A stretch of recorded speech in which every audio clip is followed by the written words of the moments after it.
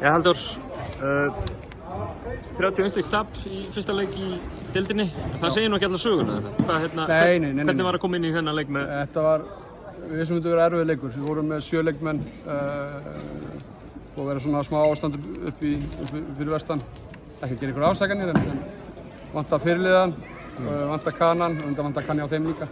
En við vissum þetta verið erfitt, fyrsti leikur. Við æfðum ekki 4 daga út á ástandinu. Svo við vorum ekki alveg tilbúin í leik. Við náðum einum æfingarleik og eins og segi, ég var samt ekki að gera ykkur afsakanir. Við vorum bara ekki komin þar sem við viljum vera. En kaflar í fyrri hálfleik sérstaklega, þegar við vorum með ferskar lappir, þá áttum við flotta, við vorum komin í hvað? Ég man ekki hvað munur var á tímabili, við vorum komin í 15 yfir eitthvað leið sko en maður vissi alveg að myndi koma á rönn hjá þeim af því að undanvenda þreyttar. Og þegar þreytan kemur þá koma pröfuvillunar. Fær svona 4. villu í fyrri hálfleik. Ég tók sensin að hafa hann inni og þá breyttist leikurinn. Það gjörðu okkur inn í teig og Sterk byrjunin kannski ekki enda alveg af sterkt.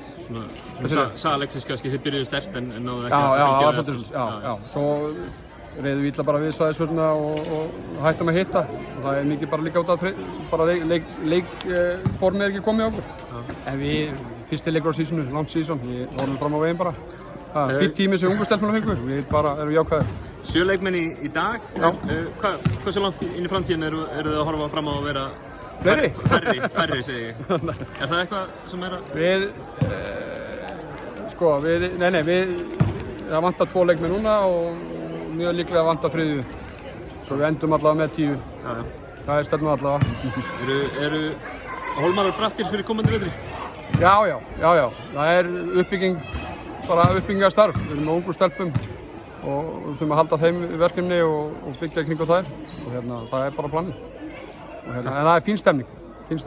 Takk fyrir.